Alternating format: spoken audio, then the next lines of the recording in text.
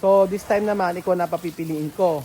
Ano ba talaga ang gusto mo? Ano bang pagpilian? Ang pagpipilian natin ay, alam ko mahilig ka mag-tour, mahilig ka maglibot-libot, travel. So gagastusan kita ng Europe tour mo. Parang wala nang action. Ano nga? Europe tourist ang talaga. Sure? Oo, gagastusan kita ng Europe tour mo or papasimulan natin yung bahay mo dito sa Nueva Ecija. Ano mas pipiliin mo? Yung totoo, yung nasa puso mo. Oh, mga amigo, magandang araw po sa inyo lahat mga amigo. Kumusta po ang bawat isa? Ayan po. Dahil po, nakasapatos ako. Wala akong damit. Gusto ko mag-swimming. Sabi ko, ayan, dito na ako mag-swimming. Tapos, ayan. Mag-isa ako dito, tsaka si kay Beljun. Pero uunahan ko na sila. Sabi ko, Westy, kumuha ka ng damit sa inyo kung gusto mo. Mag-swimming tayo. Ayan po. Sarap maligo. Sarap. Ayan. Aha. Aha. Para masaya mga amigo. O, diba?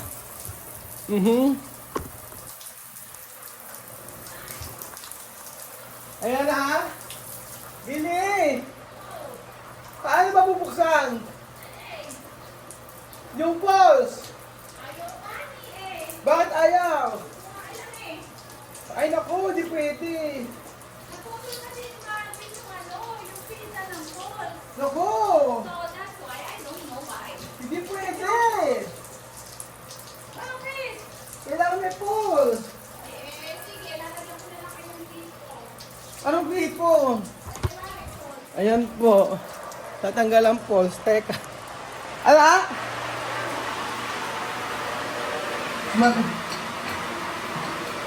Ayan. Ayan. Ayan po mga amigo. Dadamit na ako. Pag di ako nagdamit, bababash ako. Kita katawan kong mataba.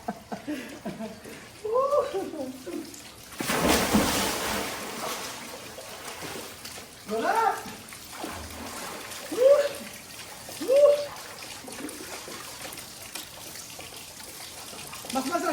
Mas masarap pala mag-swimming pag marami.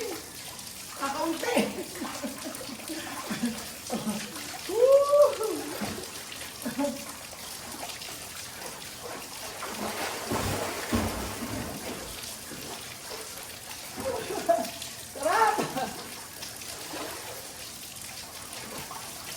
Sarap!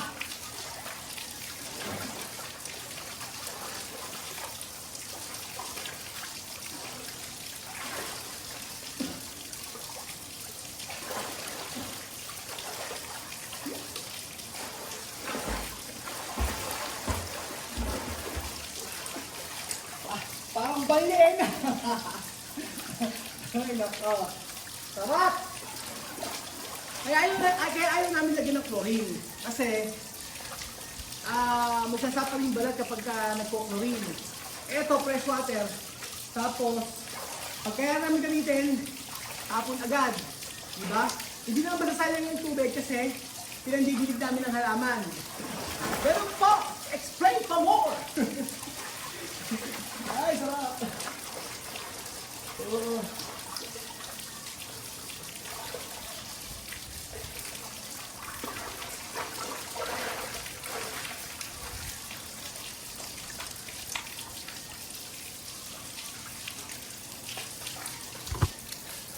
Mamaya papaandarin ko, re.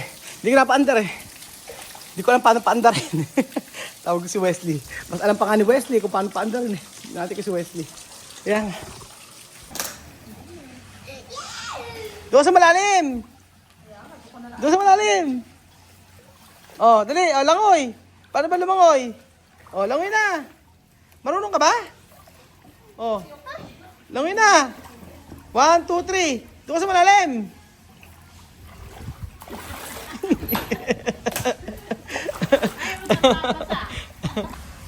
So ayan pa mga amigo, habang sila po ay nagsuswimming doon, pupuntahan po natin si Kuya Beljun at meron po ako itatanong mga amigo.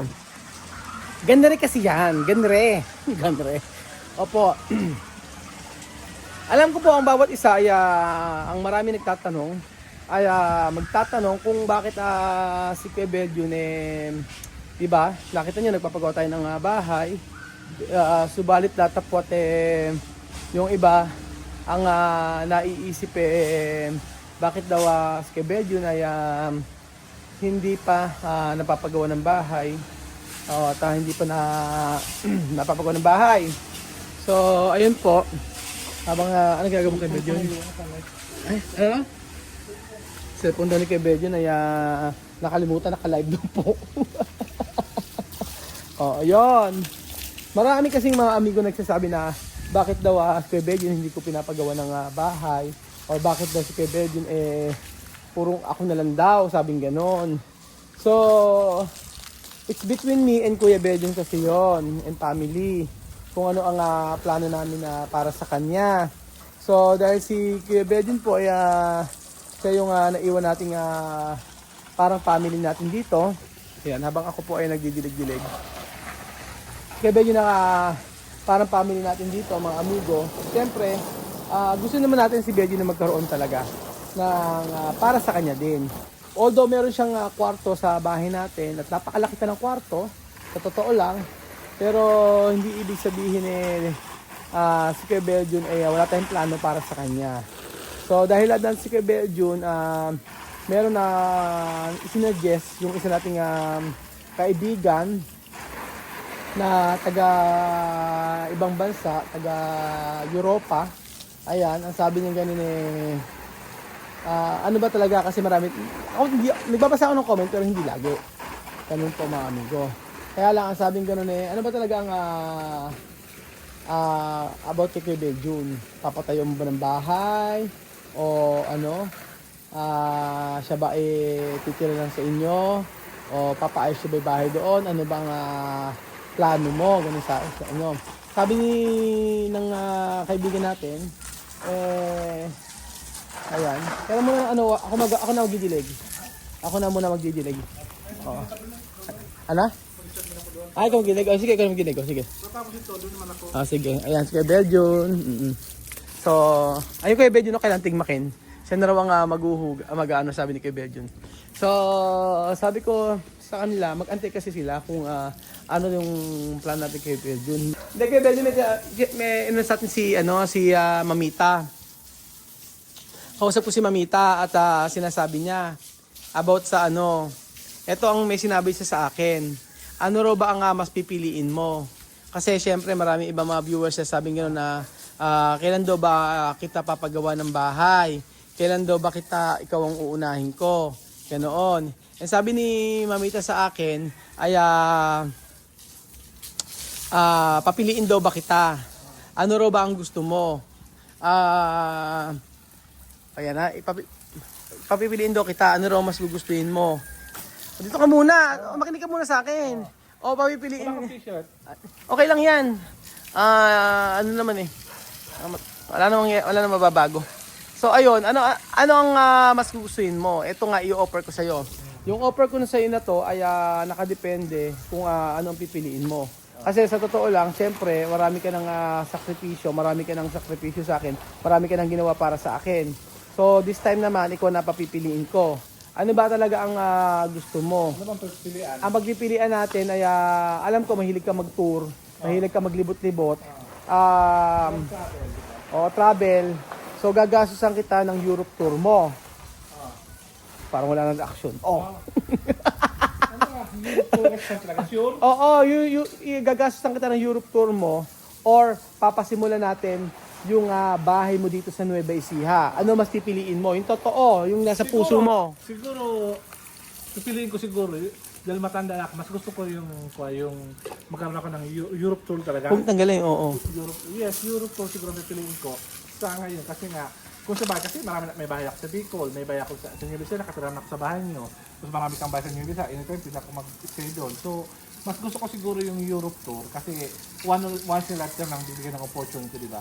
Tapos pakahirap pagpunta ng Europe, di ba? So, pipiliin ko siguro makapag-travel ako sa Europe tapos meron ako sa mga historical, meron ako sa mga historical history ng Europe. So, mas gusto ko yung Europe tour.